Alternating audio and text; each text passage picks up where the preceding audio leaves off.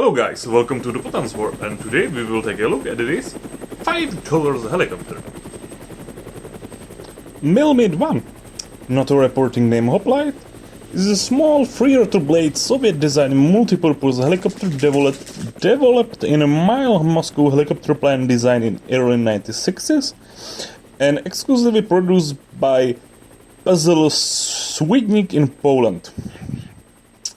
So, we can say that the Mi-2 is really old design, but after all, it's still in use. I have my ultra-modern Wargaming force based on war on the Ukraine, and Mi-2s are still in Ukraine Air Force services. We can see them in both the, I would say, original Soviet era camouflage and modern Ukrainian digital camo.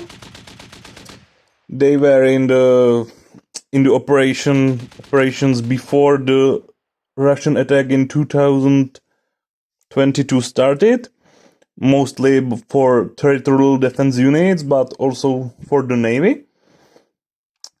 And after the war started, Ukraine acquired and was donated many more of these helicopters. So there are many of them now in the Ukraine. From what I understand, they are more for,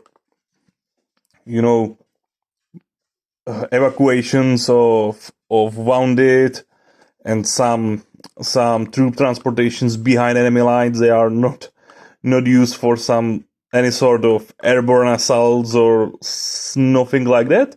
But they are still in the service, so they are possible to use as the terrain for some sort of airbase, or if you want for some what if helicopter drops, because why not? Wargaming is after all about gaming. So let's take a look at the model itself. So, like with the Humvee video released earlier, this is just $5 piece. It's local from the Czech company, so I'm not sure how it's possible to buy it internationally, but I think it should be possible in Europe. And it's 1:48 scale model, and it cost $5 or €5 because it's scale kit, but it's for kids, or you could say beginners. So it's for kids, so it doesn't have interior. That's why I have painted glasses. And it has these snap-on points because it's advertised as it doesn't need a glue. After this first kit, I'm confident enough to say that you could clip them off and have without these pieces. But after all, it's for $5. You can see it's okay for the price. It's for kids, but it's still a scale kit, so it has basically all the details you would expect from Wargaming model.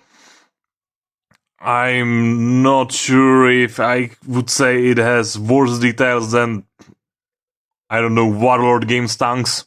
So I think it's, well, great for $5. It has even moving rotors. And I think it fits okay with the 28mm figures. Well, you can see I have there this javelin wielding guy, and I have, you can see, some Russians here for the scale.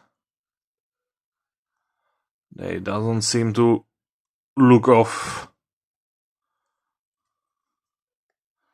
I choose to paint mine in this sort of Ukraine digital camouflage with some splat on Ukraine flags, because when you look at the pictures, they basically put it anywhere for recognition, as both Ukraine and Russia used mostly the same Soviet era vehicles. So that's my take on the Ukraine digital camo. So I think it looks great for $5 kit.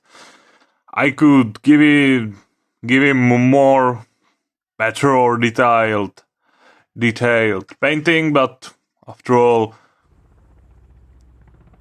how often it will be on the table, and it's maybe just me, but I don't think it's worthy of spending hours and hours on $5 model. I will put link for the manufacturer in the comments. Feel free to like, subscribe, and watch more of my Wargamings or ambience videos, and see you on the next one. Bye.